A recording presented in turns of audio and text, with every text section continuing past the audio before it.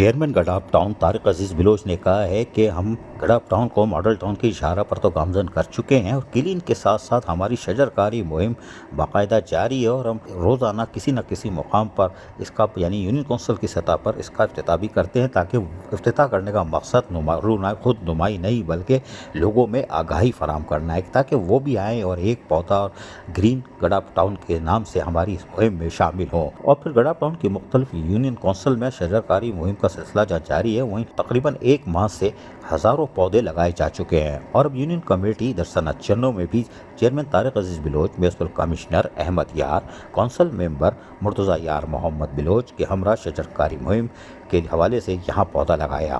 Chairman Tariq عزیز بلوچ نے اس موقع پر کہا کہ عوام کو ماحولیاتی آلودگی اور تبدیلی کے اثرات سے محفوظ رکھنے کے لیے شجرکاری مہم کا ہم نے آغاز کیا ہوا ہے، جو گزشتہ ایک ماہ سے جاری ہے۔ پاکستان کو جن موسمیاتی خطرات کا سامنا ہے، درختوں کی تعداد میں اضافہ کر کے اثرات کو کم کرنے میں ہم اپنا کردار ادا کر سکتے ہیں۔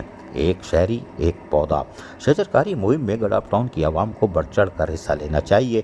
عوام کو نہ صرف نئے پودے لگانے چاہیے بلکہ اپنے گھروں اور گرد و نواح میں پہلے سے موجود پودوں کے تناور درخت بننے تک حفاظت بھی کرنی چاہیے، تاکہ ہم روز ماحولیاتی تبدیلیوں کا مقابلہ کر سکیں۔ اس موقع پر یونین کونسل کے چیئرمین نبی بخش پالاری، سپرنٹینڈنگ انجینئر MND نور علی جمالی، ڈائریکٹر واٹر ریسورسز مینجمنٹ افضل بلوچ، PS چیئرمین لال جان نبی اور علاقائی معززین بھی موجود تھے۔ عزیز عارف، KBS بلدیاتی نیوز کراچی۔ ایسی ہی خوبصورت ویڈیوز فیوچر میں حاصل کرنے کے لیے ریڈ بٹن پر کلک کر کے اور بیل آئیکن کو پریس کر کے ہم سب کے سبسکرائبر بننا مت بھولیے۔